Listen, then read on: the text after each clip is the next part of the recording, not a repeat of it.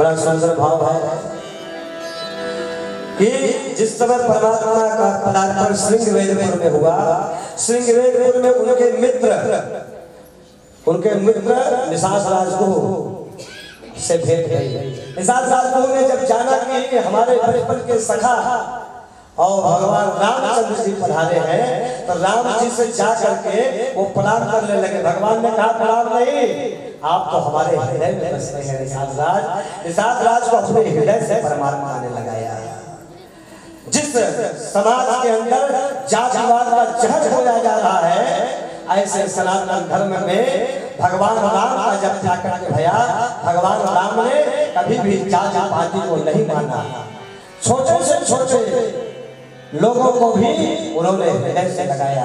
कभी भी उन्होंने ये नहीं सोचा कि निषाद राजगुरु का जन्म और वनवासी समाज में हुआ है, इनको हम क्यों गले लगाए, हम तो राजा के पुत्र हैं, हम तो क्षत्रिय समाज में जन्म लिए।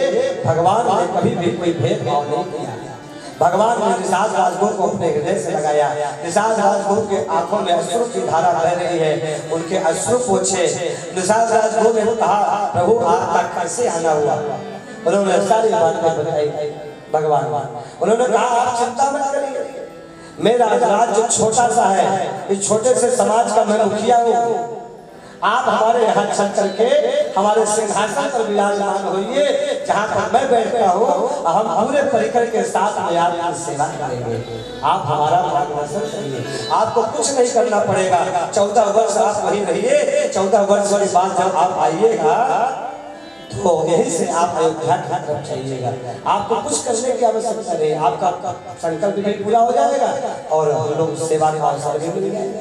भगवान ने कहा नहीं, हमारे पिताजी ने हमको उदासीन व्रत दिया है। उदासीन व्रतधारी साधु, उदासीन व्रतधारी साधक, सन्यासी किसी भी धातु को स्पर्श नहीं करता। उदासीन व्रतधारी साधु सन्यासी किसी भी राज्य के अंदर प्रवेश नहीं करता, किसी भी भोग सामग्री को स्पर्श नहीं करता। गद्देदार बिस्तर पर वो कभी भी सोता नहीं है।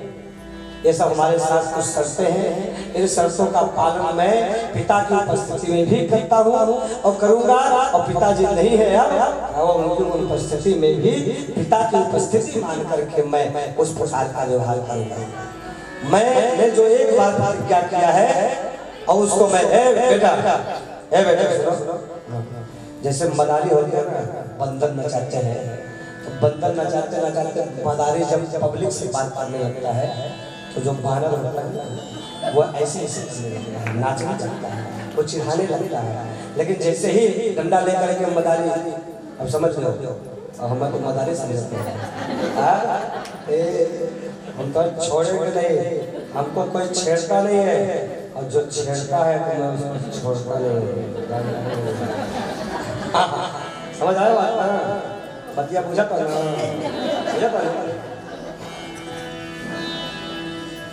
थोड़ा सा है बेटा, थोड़ा सा हम कितना तो हम माने देखो यार, हम कितना मान मारे बताओ। हम एक को बात कहते हैं आप लोगों को, नहीं कहते, प्रश्न पूछते हैं, नहीं पूछते हैं ना, तब हमको लगता है कि आप बता देंगे कि नहीं पूछता हूँ। क्यों पूछूंगा आपसे? तो उसका सम्मान बचा के रखो। इसलिए कहते हैं कृपा सिंधु बोले मुस्काए। अब क्या, अब भगवान रात्रि के समय में वहीं पर शिला पर कुशा की चटाई बिछा करके सो रहे हैं। बात समझिए, जो भी रूखा सूखा उनको मिला होगा भगवान उसको और भगवान रात्रि में सो रहे हैं।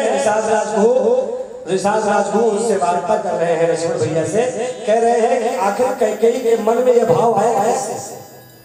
कैकेयी के मन में इस प्रकार का भाव आया कैसे? कैकेयी ने इतने कोमल सुकोमल चरित्र वाले भाव वाले व्यक्ति को, राम को और लक्ष्मण को वन में कैसे भेज दिया? उसका कलेजा फट नहीं गया? यह बात कह रहे थे उस समय लक्ष्मण भैया, भाई सावधान, उस समय लक्ष्मण भैया ने उनको समझाया, आहो रखो सुख दुख करता निज कृत कर्म भोग फल भ्राता। कोई किसी के सुख दुख का दाता नहीं है संसार में। जो भी मनुष्य सुख प्राप्त करता है अपने कर्मों के कारण से प्राप्त करता है, अपने स्वभाव के कारण से प्राप्त करता है, अपने चरित्र के कारण से प्राप्त करता है। ये सब उसके जन्म की कमाई है या तो पिछले जन्मों के कारण से। लेकिन दुख भी प्राप्त करता है तो अपने चरित्र स्वभाव के कारण से प्राप्त होता है। कोई भी व्यक्ति न किसी को सुखी कर सकता है और ना ही किसी को कोई दुखी कर सकता है। जो भी व्यक्ति सुख और दुख प्राप्त करता है वो अपने कर्मों का फल प्राप्त करता है। इसलिए कहते हैं अखाहु को सुख दुख को करता निज कृत कर्म भोग फल कोई किसी के सुख दुख का दाता नहीं है। अब यह बात रात्रि के समय में भगवान लक्ष्मण भैया ने कहा आप जिनको देख रहे हैं ना ये मनुष्य नहीं है, ये मनुष्य नहीं है, ये साक्षात परमात्मा है। जैसे दूध के फेन के समान बिस्तर पर इतने कोमल बिस्तर पर जैसे सोते हुए भगवान बैठ जाओ लड़का से सटवा वाला बैठा भैया बैठ जाओ भैया बैठ जाओ लाल वाला पाइए। तो कहते हैं कि जिस प्रकार से दूध के फेन के समान बिस्तर पर सोते हुए ये दिखाई देते थे उसी प्रकार से शिला पर कुशा के चटाई बिछा करके सोते हुए भी दिखाई दे रहे हैं। इनके स्वभाव में कोई अंतर नहीं है, इनके चेहरे पर कोई शकल नहीं है, इनके और वाणी में भी कोई अंतर नहीं है। इसलिए आप इनको देख करके जो दुखी हो रहे हैं आपके कर्मों का फल है, इनके कर्मों का फल आपको क्या जानेंगे। दुनिया का कर्म तो यही बनाते हैं, यही फल भी प्रदान करते हैं। तो इनको कौन आदमी दुखी कर सकता है, कौन सुखी कर सकता है। इस अवस्था में इनको देख करके हे निशाचराज जो आप दुखी हो रहे हो, मोह के बंधन में बंध रहे हो, ये आपके कर्मों का फल हो सकता है। परमात्मा तो सर्वकाल एक जैसा रहता है, उसको परमात्मा कहते हैं। जो थोड़ा सा मिल जाए तो सुखी हो जाए, जो थोड़ा सा चला जाए तो दुखी हो जाए, उसको जीव कहते हैं। ये जीव नहीं है, ये जगदीश है। इसलिए समझाया। और इस बात को रतिया में और केवट सुन रहे थे। केवट गए थे पानी भरने के लिए, किसी काम से जा रहे थे और रात में ठिठक करके इन दोनों लोगों के संवाद को वो उस समय सुन रहे थे। और सुनने के बाद जब उनको समझ में आ गया कि साधारण व्यक्ति नहीं है, तब वो केवट गया अपने घर। जब घर गया तो रात्रि के समय में बड़ा उदास है, उदास होकर के बैठा हुआ है। उसकी पत्नी ने उसके कंधे पर धीरे से हाथ रखा, स्पर्श किया, कहे आज आप इतने उदास क्यों हैं?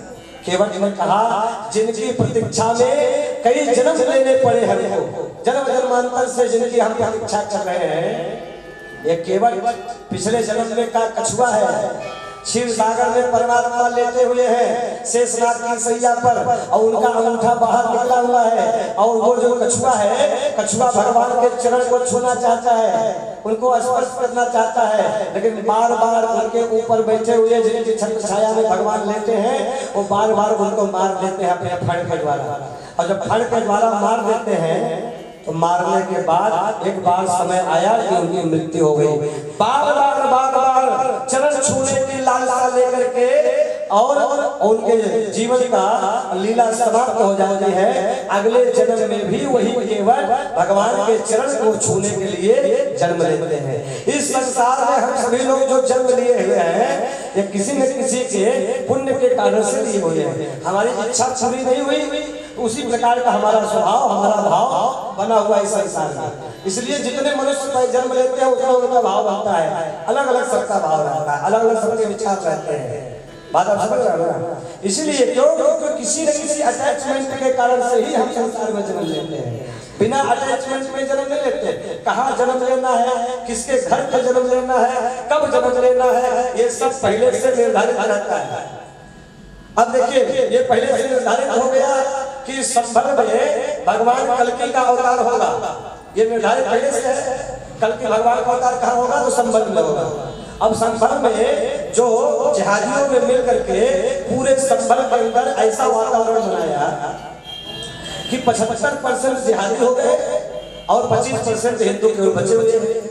और 25% हिंदू बचे हुए हैं। इनके जितने मंदिर हैं, जितने शिवालय हैं, जितने कुएं थे, ये सब को उन लोगों ने कब्जा कर लिया और सबको अपने घरों में कैद कर दिया। किसी को बंद कर दिया, किसी को ताला मार दिया, किसी को खंडित कर दिया, समाप्त कर दिया।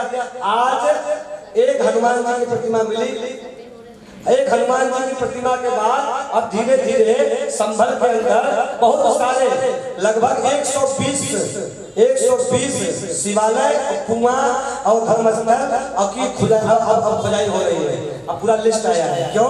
क्योंकि जब पूरा लिस्ट आ जाएगा तब खुदाई हो जाएगी, तो वहां सबको हटाया जाएगा, तब उसी के बीच में से कल के भगवान का अवतार होगा। यही सब सिस्टम है। वहाँ 75% जिहादी के बाद भी कलकी का अवतार वही होने वाला है। ये सब माहौल ये भगवान की पूर्व लीला है। ये जितने जिहादी हैं सब मारे जाएंगे, भगाए जाएंगे, या तो अपने आप भाग जाएंगे या तो उनको दंड मिलेगा। सिंपल सी बात है। क्योंकि हमारे जमीन पर कब्जा करके कितने दिन तक आप रह सकते हो? जितने दिन तक हमारे दुश्मन लोग शासन करेंगे उतने ही दिन रह सकते हैं। राष्ट्र ही शासन करेंगे उतने ही दिन आप रह सकते हैं। लेकिन किसी दिन राष्ट्र भक्त कोई गद्दी पर बैठेगा तो राष्ट्र भक्त उस दिन कलकी का अवतार करवा करके मानेगा। चिंता न करेगा। है बतिया सही कर रहे हैं? सही ना? हाँ, वही समय आ गया है श्रीमान राहुल जी। हाँ, वही समय आया है। अब जो है 120 स्थान चिन्हित हो गए हैं। अब ये सब खाली करवाए जाएंगे। अब आप देखिएगा आने वाले समय में एक बहुत बड़ा एक पवेला खड़ा होगा। वो पवेला के बाद फिर शांति आएगी और शांति में से भगवान का जन्म होगा। सिंपल सा भगवान अपना वातावरण स्वयं बनाता है, किसी की बस की बात नहीं है। वहां होगा तो वहां होगा। ये लिखित है, ये ब्रह्म सत्य है। ब्रह्म भगवान कभी झूठा नहीं होता। मौजूदा चले बजाए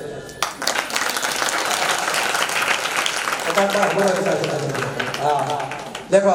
अब देखो यहाँ पर केवट गया। केवट पिछले जन्म का कछुआ था और इस जन्म में वो केवट में उसने कई जन्म लिए भगवान के चरण को छूने के लिए, लेकिन असफल हो गया। इसमें अब असफल नहीं होना चाहता है, पूरी तैयारी के साथ जाना चाह रहा है।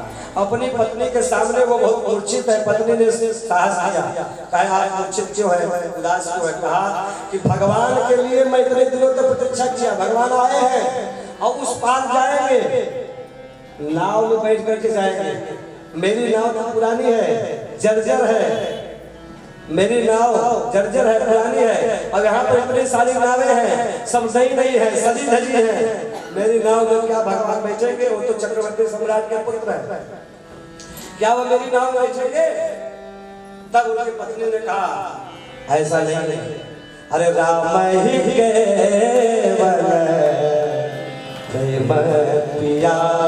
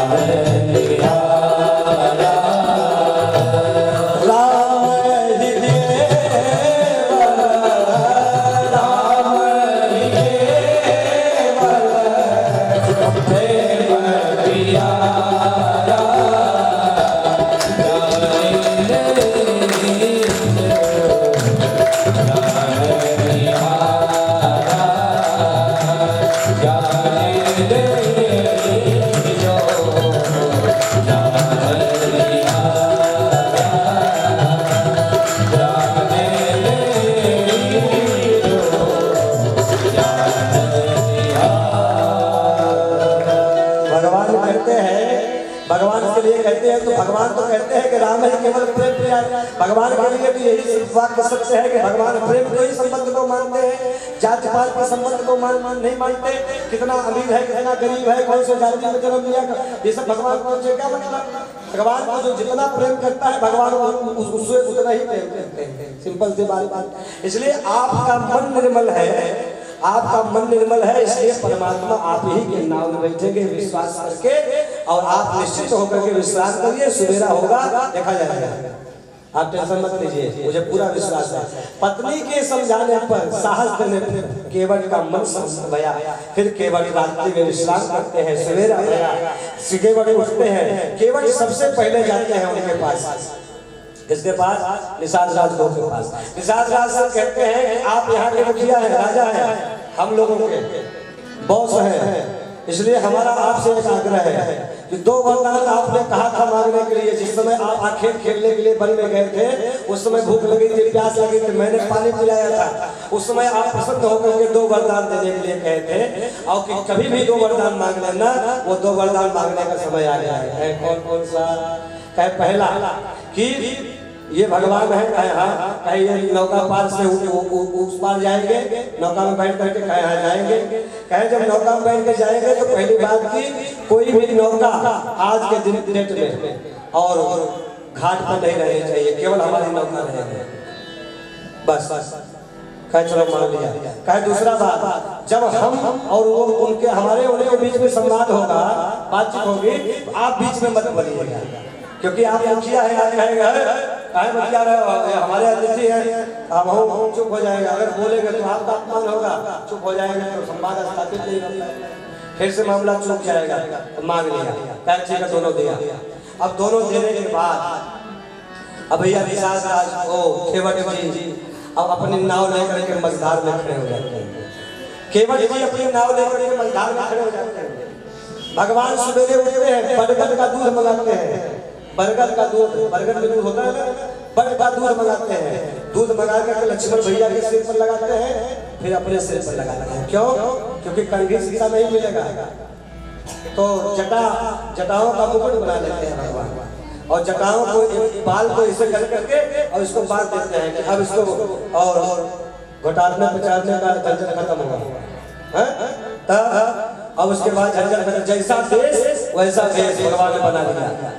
और उसके बाद भगवान जाने लगे और गंगा के किनारे सुनिए, सुमंत जी महाराज से उन्होंने कहा कि आप वहाँ से वापस चले जाइए। सुमंत जी महाराज ने बहुत समझाया, कहना अब 14 वर्ष के बाद ही हम लोग आए, अब आप जाइए। पिताजी ने कहिएगा चिंता न करें, हम जल्दी आएंगे। ये कह करके भगवान केवट को बुलाना शुरू कर देते। ए केवट जी, मुझे उस पार चलना है। केवट जी ने कहा ना, आपको मैं नहीं बिठाऊंगा। डायरेक्ट मना कर देता है। डायरेक्ट जब मना किया तो भगवान ने कहा है, तो कहते हैं केवट जी कहते हैं कि प्रभु आपके चरणों में जाते हैं। हमने सुना है कि पत्थर को भी स्त्री बना देते हैं, और पत्थर को जो चरण स्त्री बना सकता है, हमारे तो एक कोमल कांच की नाव है जो जब बल खाती हुई चलती है, और इसको स्त्री बनाने में कितना देर लगेगा साहब। और उसमें भी एक ही हमारे पास ये जीविकोपार्जन का साधन है, उसके बाद कोई साधन नहीं है। हमारे पास बच्चे हैं, पत्नी है, अब इसका पालन पोषण हम इसी के द्वारा करते हैं। अगर ये स्त्री बन जाएगा प्रभु तो हमारा क्या होगा? भगवान मुस्कुराए, क्या? अरे मागी नाव, अरे मागी नाव केवटया, मागी नाव केवटया, कहे तुम्हारे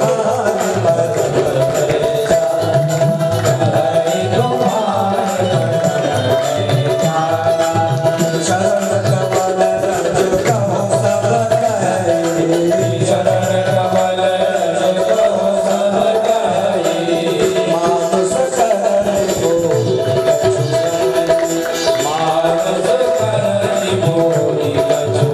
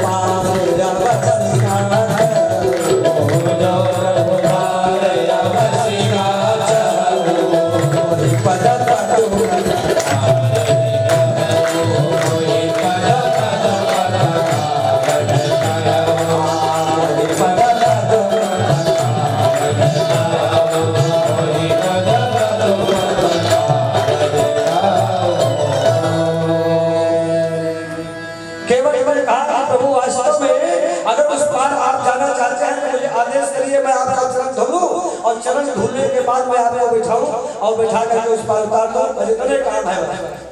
भगवान कहे भैया उतार दो। भगवान समझ गए कि केवट चाहता क्या है और फिर केवट कहते हैं प्रभु आपके चरणों में जादू नहीं है, आपके चरणों की रज में जादू है। इसको भी मैं क्लियर कर देना चाहता हूँ। क्या? अरे रावण तो सुन पायल को पगथूरी को पूरी रावण तो सुन पायल को पगथूरी को पूरी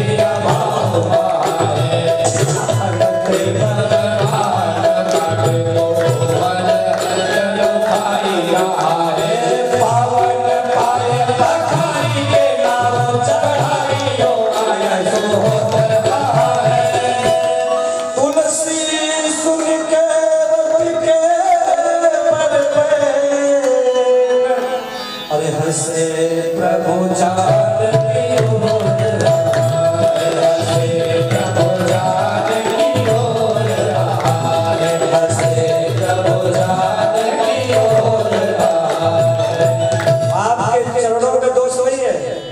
आपके चरणों में दोष वही है, आपके चरणों की रज में दोष है, जिसको स्पर्श कर देगी और रूप बदल देगी।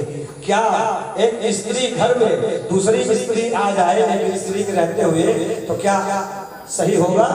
आप ही बताइए। कह रहे हैं कि प्रभु हमने सुना है साधु की स्त्री बन जाती है, क्या सही है? कहा हमने सुना है कि साधु की स्त्री बन जाती है, ऋषि की स्त्री बन जाती है। एक स्त्री हमारे घर में है, पूरा जीवन कमाता हूँ जो देता हूँ, अभी तक पेट नहीं भरा, अभी तक इच्छा पूरी नहीं हुई, रोज कुछ न कुछ डिमांड बना ही रहता है। अब एक स्त्री और घर में आ जाएगा, वो साधु की स्त्री, वो और बवेला हो जाएगा, नहा करके बिना नहाए खाएंगे नहीं, प्याज नहीं खाएंगे, लहसुन नहीं खाएंगे, ये दुनियादारी और जीवन नरक हो जाएगा। इसलिए आप आपको क्षमा करिएगा, सीधा सीधा आइए, चरण धुलवाइए, आपको बिठाता हूँ पार उतारता हूँ। बड़े प्यार से कहा निर्मल मन जन सोहि पावा मोहि कपट छल छेद।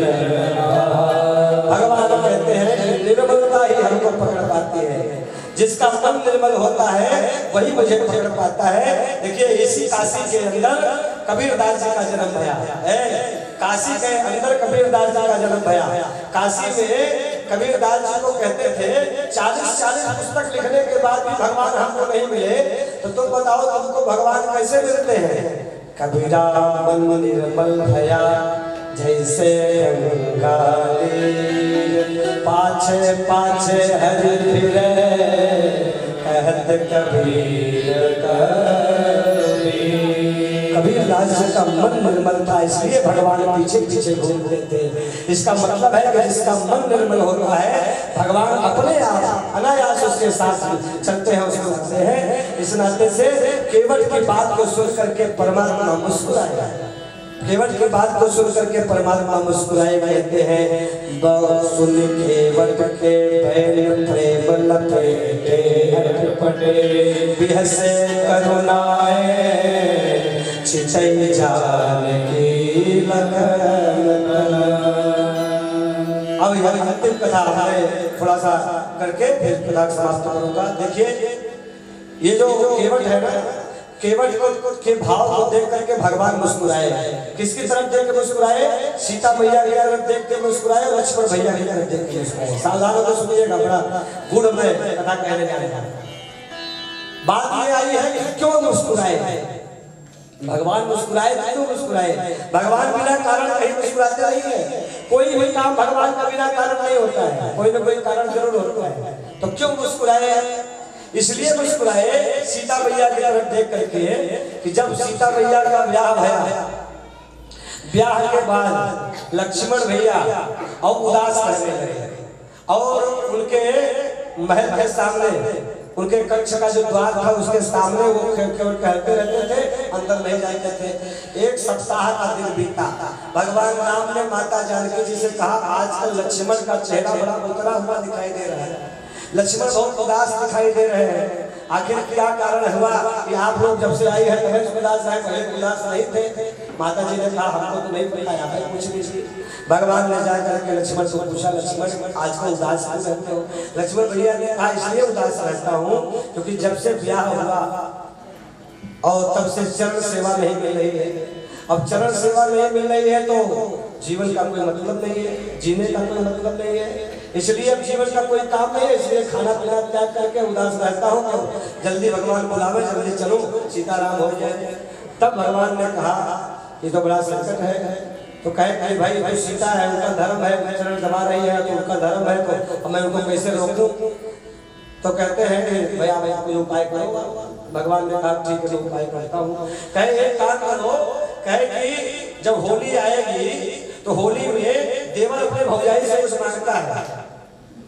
तो जब दरबार लगता है, दरबार में हमारे यहाँ परंपरा है देवर अपने भौजाई से कुछ मांगता है, भौजाई से जो मांगता है भौजाई उसको वो चीज देती है। तो कहे होली कब आएगी? कहे 3-4 दिन बाद आएगी। कहे जल्दी बनाइए। कहे ना होली बड़े समय पे आएगी। कहे होली समय पे आएगी, तैयार रहना। 3-4 दिन का समय बीता, होली आई।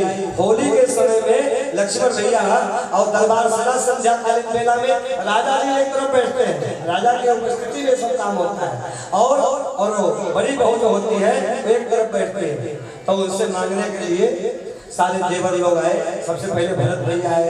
भरत भैया की डिमांड क्या है? उन्होंने कहा हमारा प्रभु के चरणों में जो प्रेम बना हुआ है भैया के चरणों में वो निरंतर बढ़ता जाए, वो कभी घटे ना, बस यही कृपा चाहिए। लो हो गया। अब आए भैया ने कहा जो भरत भैया के चरणों में जो प्रेम बना हुआ है, दासा तो दासा, दास का दास हूँ मैं, यानी भगवान का जो दास है उनकी सेवा करने का जो हमारे जीवन में भाव बना हुआ है वो हमेशा बना रहे भरत भैया के, और हमको कुछ नहीं चाहिए। और तीसरा जब आया लक्ष्मण भैया का बारी, तो लक्ष्मण भैया ने कहा कान लाइए, धीरे से कहूँगा, हमारी डिमांड बड़ी टेढ़ी है, लो। तो उसके बाद धीरे से कहे हमको चरण सेवा चाहिए। चरण धीरे से चरण सेवा सुनते ही माता जी कोमम चली गई। थोड़ी देर के लिए मूर्छित हो गई। मूर्छित क्यों हो गई? क्योंकि अब उनका जो अधिकार है इसी से तो जुड़ा होता है। देखिए एक बात मैं आप लोगों को और बता रहा हूँ, सेवा एक ऐसा विषय है कि अगर किसी का भी प्रेम प्राप्त करना है, आपको किसी का भी प्रेम प्राप्त करना है, चाहे माता पिता का, चाहे अपने पड़ोसी का, चाहे समाज में किसी भी वर्ग का, चाहे गरीब व्यक्ति का, चाहे किसी भी व्यक्ति जो हमसे छूट रहा है, हमको अपना दुश्मन भी मानता है, सेवा से उनको अपने बस में किया जा सकता है। सेवा एक ऐसा माध्यम है। सुनिएगा मेरे भाई, यहाँ पे श्रीमान राहुल सिन्हा जी हैं। राहुल सिन्हा जी सेवा भारती के एक जिले के और सेवा प्रमुख है, ऐसा ना हो बताइए, है ना? हाँ, सेवा करते रहते हैं। महिलाओं के लिए स्वावलंबन केंद्र चलाते हैं और संस्कार केंद्र चलाते हैं और बस्तियों में, अब इस प्रकार से बहुत सारा काम करते हैं। और उसके बाद एक इनके पास वो है ट्रस्ट है, एक समिति है, क्या है, रुद्राभिषेक पीठ करके, श्री रुद्राभिषेक पीठ के पीठम करके एक समिति बनी हुई है, ट्रस्ट बना हुआ है। उसमें हम लोग धार्मिक आयोजन करते हैं, बहुत बड़े बड़े धार्मिक आयोजन करते हैं। तो सेवा के माध्यम से समाज को कैसे जोड़ा जाता है उसको देखिएगा। राष्ट्रीय स्वयंसेवक संघ ने भारत के अंदर दुनिया में सबसे ज्यादा सेवा का काम फैलाया है। सेवा एक ऐसा विभाग है राष्ट्रीय स्वयंसेवक संघ का कि सुदूर जंगलों में जाकर के भी, जहाँ न पहुंचे कभी, जहाँ रवि वहाँ पहुंचे कभी, और जहाँ पे सरकार नहीं पहुंच सकती है वहाँ पे आरएसएस के सेवा भारती के कार्यकर्ता पहुंच करके समाज की सेवा करने का काम करते हैं। सेवा वो विभाग है। और भगवान का माता जी सेवा कर रही है, पत्नी जो सेवा करती है अपने पति की, तो उसका प्रेम उसको मिलता है। सुनिएगा मेरे भाई, हम माता पिता के नजदीक अगर न जाए, हम मर्यादा भेजते रहे, पैसा कितना भी भेज दे, लेकिन वो प्रेम नहीं मिलता है जो बालक घर पे रह करके माता पिता का बिना पैसे की सेवा करता है। वो गरीब भले हो, उसके पास धन भले न हो, लेकिन माता पिता का पूरा प्रेम आशीर्वाद उसी को मिलता है। इसलिए मिलता है कि वो सेवा कर रहा है, जानते, इसलिए मिलता है कि वो वहाँ पर रह करके उनके सुख दुख में उनके साथ सहभागी हो रहा है। आप लंदन में बैठ करके अपना मनी ऑर्डर भेज दें, मनी ऑर्डर से कुछ नहीं होता है। माता पिता को मर्यादा नहीं चाहिए, माता पिता को आप चाहिए, आपकी जरूरत है माता पिता को। इसलिए उनका स्वागत करने के लिए, उनकी सेवा करके माता जी और उनका प्रेम प्राप्त करती थी, और वही सेवा का अधिकार लक्ष्मण भैया ने मांग लिया। तो पति का जो मूल प्रेम होता है वो प्रेम ही समाप्त हो जाएगा। जब वो प्रेम समाप्त हो जाएगा तो कैसे गृहस्थी चलेगी, बड़ी समस्या है। जीवन का क्या होगा इसका कोई मतलब नहीं है, ये मतलब है। तो उसके बाद उन्होंने कहा कि अब तो कुछ होगा नहीं, इसलिए कोमा में चली गई। सब लोग दौड़ाए पीछे पीछे, सब लोग लक्ष्मण भैया पीछे पीछे दौड़ाए, लक्ष्मण भैया भागे जा रहे हैं। आखिर लोग जानना चाहते हैं क्या डिमांड किया, क्या मांग लिया जो कोई कोमा में चली गई। अब ये भागे भागे राम जी के पास आए। भगवान ने कहा कहाँ हाथ रहे हो लक्ष्मण भैया ने कहा कि प्रभु जो आपने कहा हमने मांग लिया। कहे क्या मांग लिया? कहे जो आपने कहा था। कहे क्या कहा था? कुछ बोलो तो सही। कहे सेवा मांग लिया। कहे चरण की सेवा मांग लिया। कहे मांग लिया। कहे तब का भैया कहे मूर्छित हो गई। तो कहे उसके मूर्छित होना स्वाभाविक बात है भाई, किसी का अधिकार तुम मांगोगे तो मूर्छित होगा ही। तो उन्होंने कहा तब क्या करे, तुम्हें कह रहे हो? तो कहा मैंने जरूर कहा, लेकिन हमने थोड़ी कहा था कि तुम तुरंत कुल मांग लो। तब क्या करें, आप कुछ उपाय बताइए। जाना कहना एक चरण की सेवा दे दो, न तो वह दुखी हो तो वह हो, बीच का रास्ता भगवान ने निकाल लिया। कहे एक चरण की सेवा तुम ले लो, एक चरण की सेवा वो ले ले, दोनों लोग खुशी रहो, भैया हमसे क्या लेना देना है। तो दाहिने पैर की चरण की सेवा और लक्ष्मण भैया को बाप भाग में माता जी निवास करती है, बाएं भाग के चरण की सेवा माता जानकी जी को दिया, तब जाकर के वो प्रसन्न भये। कहते हैं जिस चरण की सेवा करने के लिए आप मूर्छित हो जाते थे, आज आपका ये समय आया है, ये समय आया है इस चरण को धुलने के लिए, उसी चरण को धुलने के लिए केवट तैयार है और धुलना चाहता है, और हम विवश होकर के धुलवाएंगे। इसलिए भगवान मुस्कुरा रहे हैं। क्यों? और दूसरा, लक्ष्मण भैया की तरफ देख करके तुम मुस्कुराए। 2 मिनट में समाप्त करूंगा।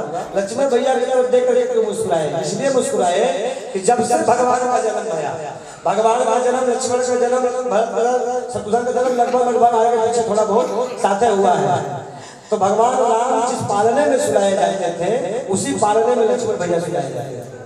लक्ष्मण भैया इनके दाहिने पैर का अंगूठा मुंह में लेकर के और उसको चूसते रहते थे, और रात्रि में जब चूसते चूसते सो जाते थे तो उनके चरण का अंगूठा मुंह से निकल जाता था और वो रोने लगते थे। जब वो रोने लगते थे सब लोग माताएं दौड़ कर आते थे, वो जान जाते थे कि अंगूठा निकल गया है, अंगूठा मुंह में फिर चाप देते थे, फिर वो चुप हो जाते थे। कहने का भाव क्या है? कहने का भाव ये है कि अंगूठे जिस पैर के अंगूठे के लिए तुम रोने लगते थे लक्ष्मण, आज उस पूरे पैर को ये केवट धुलने के लिए तैयार है। अब लक्ष्मण भैया बहुत नाराज हो रहे हैं। लक्ष्मण भैया कह रहे हैं कि तुम मेरे पिताजी का संबंध खाते हो क्या? अरे पर से पग धोरे तरनी धरनी घर क्यों समझाए हो, जो पर से पग धोरे तरनी घर क्यों समझाए हो, तुलसी अवलंबन और कछो ललिता कहीं भाती आई हो, तुलसी अवलंबन और कछो ललिता कहीं भाती आई हो, भगवान ने मोहि बिना पग धोए, भगवान ने मोहि बिना पग धोए, हो नाथ चढ़ाए हो, नाथ चढ़ाए हो, तुम्हारे अवस्था चलो, मोहि पग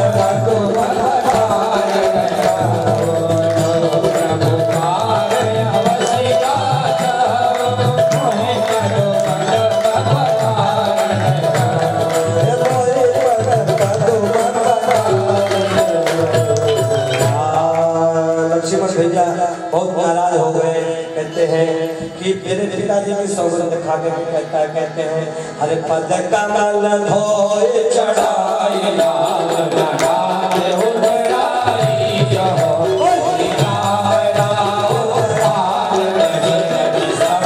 सब साथी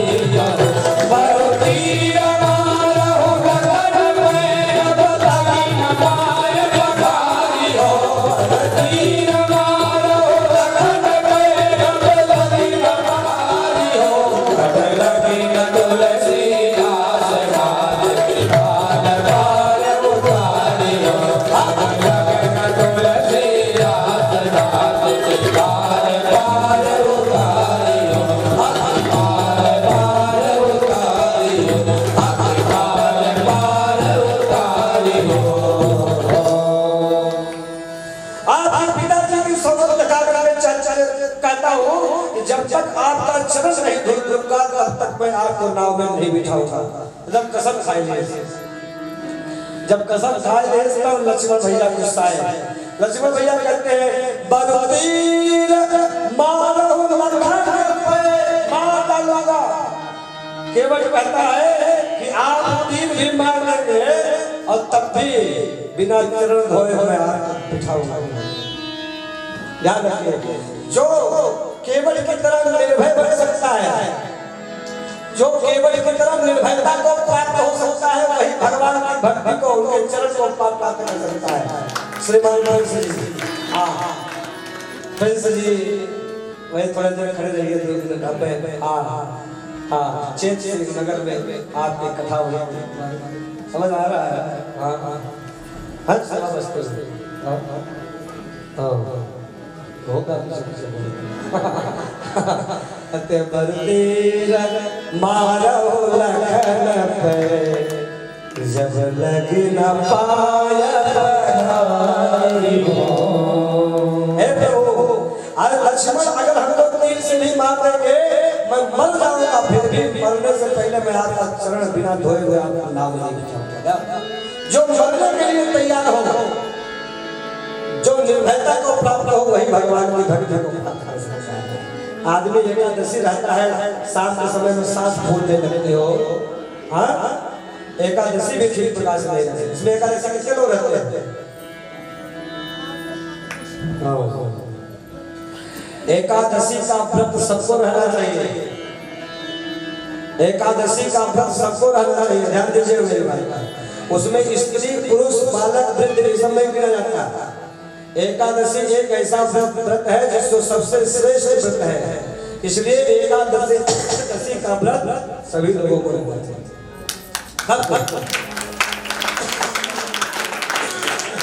सभी व्रत किसी दूसरे के लिए पर्पस से होते हैं, लेकिन एकादशी का व्रत अपने लिए होता है। यही एक व्रत है जो साक्षात्कार कराता है भगवान से। एकादशी के दिन चावल नहीं बनना चाहिए। एकादशी के एक दिन पहले संध्या कालीन बेला में, पूर्व संध्या में घर में चावल नहीं बनना चाहिए। एकादशी के दिन जो भी व्रत नहीं रखते हैं वो भी चावल न खाएं, घर में चावल बनबे न करें। अगर भोजन बनाए भी किसी के लिए तो चावल के रात न बनाए, क्योंकि कहा जाता है, स्कंद पुराण में लिखा है कि जिस दिन एकादशी के दिन चावल बनता है, स्कंद पुराण कहता है कि वो एक चावल एकादशी का एक चावल एक कीड़े के बराबर होता है। जितना चावल हम खाएंगे उतना कीड़ा हम खाते हैं, ऐसा स्कंद पुराण कहता है। तो हम लोग पुराण शास्त्र वेद की ही बात को मानते हैं। जो वेद कहता है, जो शास्त्र कहता है, उसको मानना ही श्रेष्ठ है। इसलिए केवट ने भगवान से कहा कि परमात्मा हमारे नहीं बिठाएगा, तब जाएगा कि सुन केवट के प्रेम लपे से करुणा चितई जानकी लखन तनो। भगवान ने कहा क्या? अरे कृपा सिंधु बोले मुस्कुराई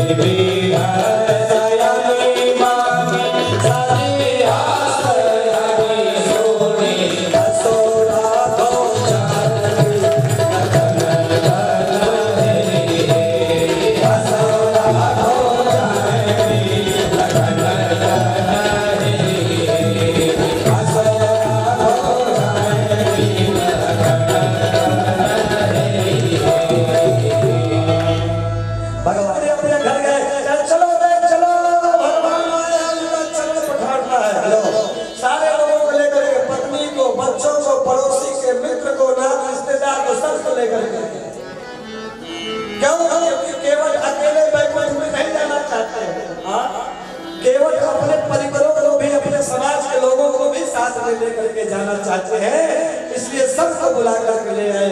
केवल स्वास्थ्य नहीं है, केवल परमार्थी है, इसलिए सबको लेकर के आए। उनकी पत्नी एक धातु का बर्तन लेकर के आई थी, परात लेकर के आई थी धुलने के लिए चरण। उन्होंने कहा ना ना ना, भगवान ब्रह्मचारी साधु है, सन्यासी है, इस समय भगवान के लिए धातु का बर्तन नहीं चाहिए। केवल को भगवान ने थोड़ी बताया है, भक्त भगवान के लिए क्या जरूरी है जानता है। जिससे हम प्रेम करते हैं उसको क्या चाहिए वो हम सब जानते हैं, उसको कहने की आवश्यकता नहीं पड़ती। केवल ने कहा जिस कठोरता से और पानी बाहर निकाला जाता है वही कठोरता से भगवान का चरण धुला जाएगा। बस अंतिम की अरे राघव चरण चले जाते हो, अरे राघव चरण चले जाते हो,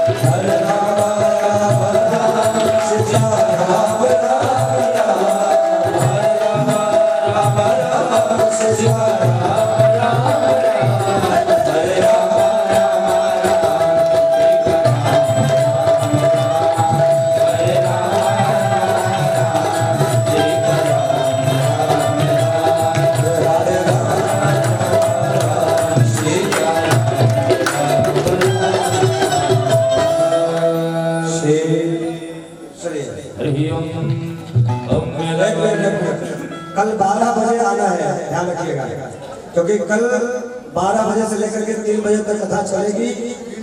हाँ, 3 बजे शोभा यात्रा यही से निकलेगी कथा के बाद, तुरंत शोभा यात्रा। हाँ बोला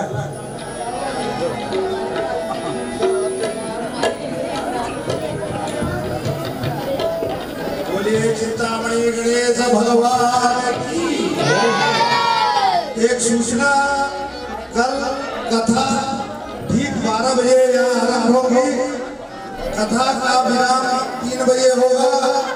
3 बजे मंदिर प्रांगण से प्रत्येक वर्ष की भांति इस वर्ष भी एक भव्य शोभा यात्रा सोनारपुरा हरिश्चंद्र रोड हनुमान घाट शिवाला होते हुए पुनः मंदिर प्रांगण को वापस आएगी। सभी भक्तजनों से निवेदन है कि कल कथा 12 बजे आरंभ होगी। समय से कथा में आकर शोभा यात्रा में भाग लेकर भगवान के कृपा पात्र बने।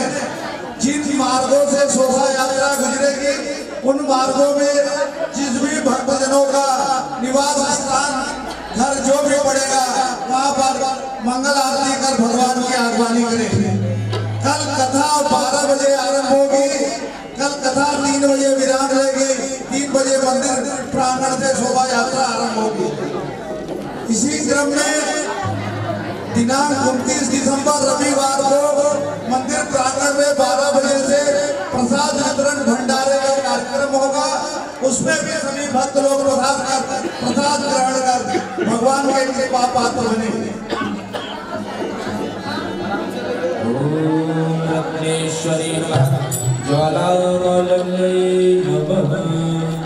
अम्मेदगं अभिप्रजननं मे स्तुतसभीरगं सर्वगणगं स्वस्ते आत्मसनि प्रजासनि वसुसनि लोकशास्त्रभयसनि मुनिं प्रजां बहुलां मे करतनं वयोनिषु अस्मान् सुधत्तः जगमग जगमग ज्योति जली है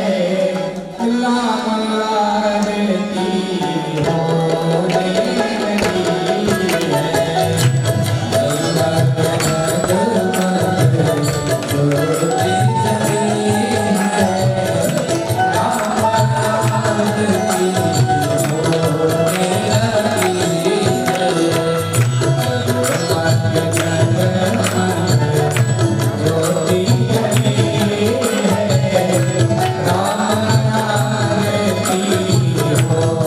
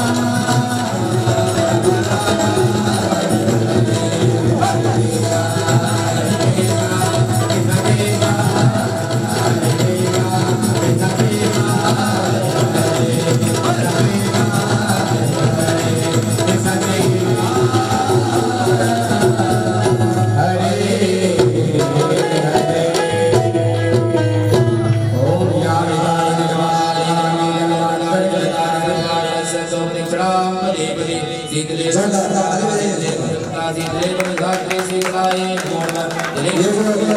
ये जो देख रहे हैं आप लोग पीछे बैनर लेकर ध्यान दो वहाँ पर लगेगा ताकि एक ही क्लिप के अंदर पूरे भारत में पूरी दुनिया में जहाँ जहाँ सनातनी बैठे हुए सुधांशु जी वाली बात जी इसके दो घटक है दोनों लोगों ने करके वेबसाइट हमारी तैयार की है जोरदार तारीफ के लिए भैया